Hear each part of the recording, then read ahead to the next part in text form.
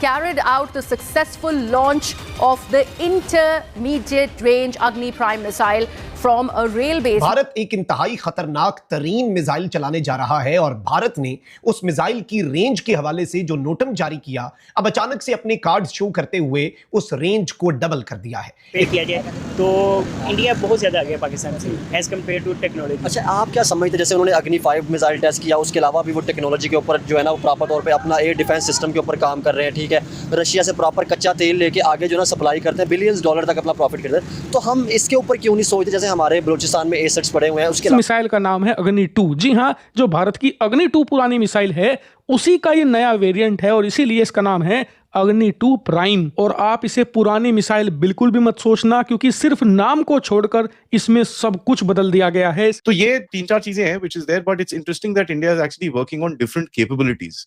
इससे होता क्या है कि आपको एक स्ट्रेटेजिक फ्लेक्सिबिलिटी मिलती है, एक टेक्नोलॉजिकल प्रेस्टीज की तरफ जाते हो आप, इंडक्शन आप पूरी तरह से इसके डाल रहे हो all versions of this particular missile.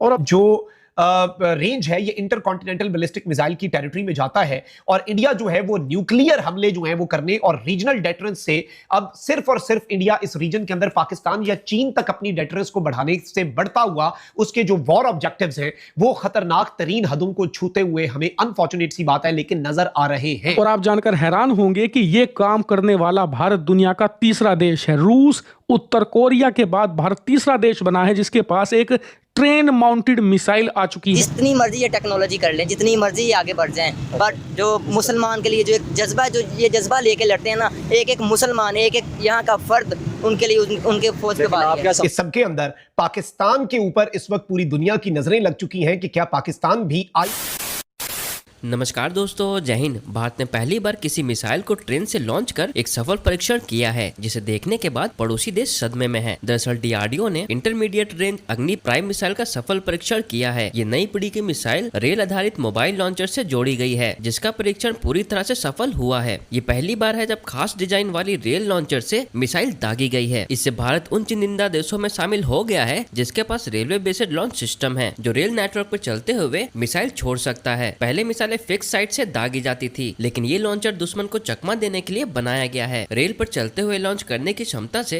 Bharat की मिसाइल की ताकत कई गुना बढ़ गई है, क्योंकि इसे कहीं भी आसानी से ट्रेन में माउंट किया जा सकता है और दुश्मन को भनक भी नहीं लगेगी। डीआरडीओ, एसएफसी और भारतीय सेनाओं ने इसे मिलकर इसका परीक्षण किया है। रक्षा मंत्री राजनाथ सिंह जी ने इसकी जानकारी दी है और उन्होंने कहा है कि टेस्ट उड़ीसा के चंदीपुर इंटीग्रेटेड टेस्ट रेंज में किया गया है। भारत से पहले रूस और north Korea mobile range launcher का टेस्ट कर चुके हैं, यानी भारत तीसरा देश बन गया है। सुबह पता चला भाई अग्नि प्राइम का टेस्ट किया गया है 24 तारीख, आज सुबह मतलब कल शाम को किया गया है 24 तारीख सितंबर 2025 को। अग्नि प्राइम एक बहुत ही इंपॉर्टेंट मिसाइल है। आप सबको पता है कि अग्नि पी बोलते हैं इसको। It is got a range of about 2000 kilometre and first of a kind launch है बाय द वे इंडिया का from a rail based mobile launcher. ये एक ऐसा लॉन्चर है जो रेल नेटवर्क पे आप पे चल सकता है ना। इसमें सबसे बड़ा सवाल आएगा कि साहब अगर रेल नेटवर्क पे चल सकता है, हमारा रेल तो पूरी तरह से इलेक्ट्रिफाइड है, तो फायर करना है तो कैसे करना है? वो पॉइंट्स ऑलरेडी आइडेंटिफाइड होते हैं और वहां पर आप ऑलरेडी जगह बना के रखते हैं। As a matter fact army के पास भी अपने पास अपनी चीजें होती हैं where they can do all this stuff. But you know it's also a capability, जहां पर आपके पास अगर इस तरह की कोई सिचुएशन है, आप इस चीज को यूज कर सकते हैं। Rail launcher is said to be completely self-sustained, capable, independent of anything else. अपने आप वो communication कर सकता है, protection कर सकता है, rapid deployment, reaction, and as a matter of fact, reduced visibility और cross country उसकी mobility है वहां पर। And railways के साथ you can imagine with our generation of engines आप कितनी जल्दी फटाफट एक जगह से दूसरी जगह पे आप जा सकते हो।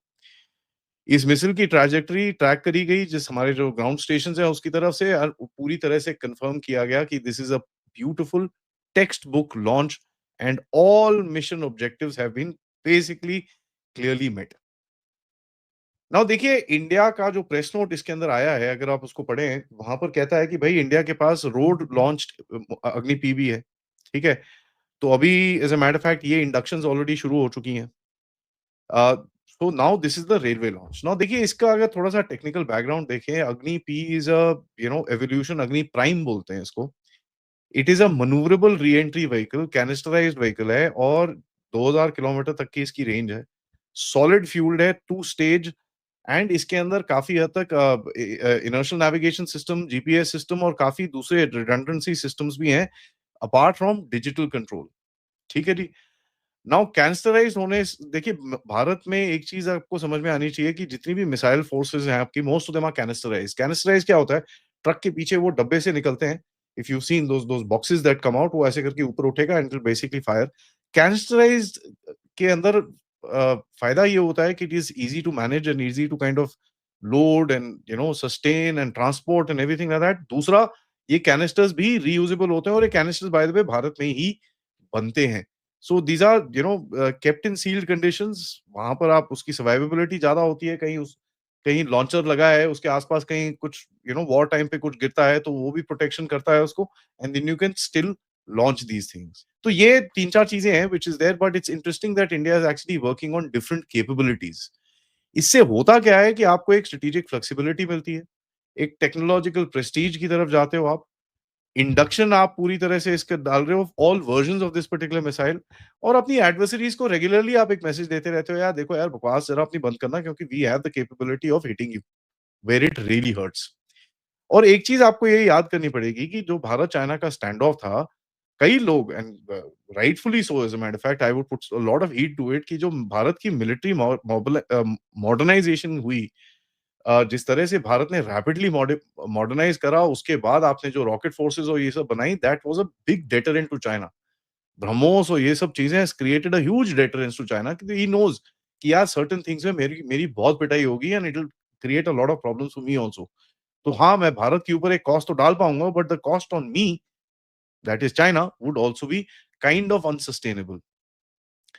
इस मिसाइल के बारे में ज्यादा कुछ पता नहीं है। नाउ बोलते हैं this is a manoeuvrable re entry vehicle, मतलब it's very difficult to kind of identify. कई लोग बोलते हैं it can manoeuvre its direction with in space, which is of course there. कई लोग बोलते हैं post re entry this is able to manoeuvre itself and actually redirect itself. Now it's very difficult to say, but such kind of a capability is not very known to बाकी बहुत कम लोगों के पास है ये कैपेबिलिटी है। और आप जानकर हैरान होंगे कि ये काम करने वाला भारत दुनिया का तीसरा देश है। रूस, उत्तर कोरिया के बाद भारत तीसरा देश बना है जिसके पास एक ट्रेन माउंटेड मिसाइल आ चुकी है। और आप अंदाजा भी नहीं लगा सकते कि ये भारत को कितना बड़ा एज देगा, ना सिर्फ पाकिस्तान बल्कि चीन के खिलाफ भी। वो कैसे?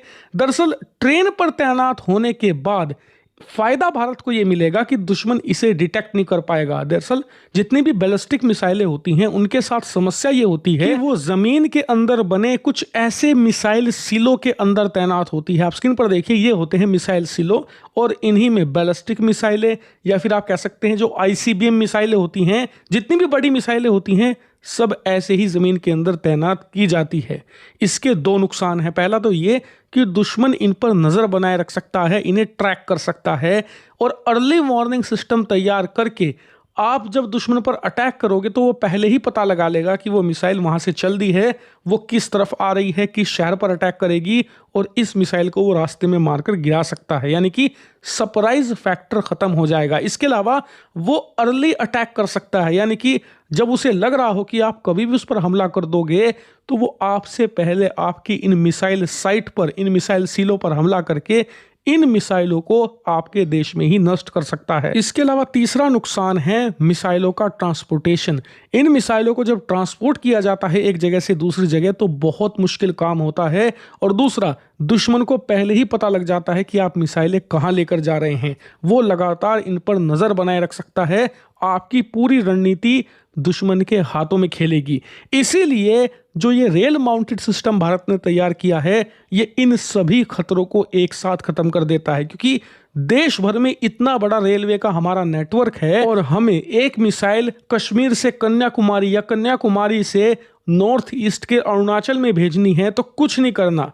एक कोई भी पैसेंजर ट्रेन होगी, एक्सप्रेस ट्रेन होगी, उसमें एक एक्स्ट्रा डिब्बा जोड़ना है और मिसाइल चुपचाप, किसी को पता भी नहीं लगेगा। आप भी उस ट्रेन में बैठे रहोगे, आपको भी पता नहीं लगेगा।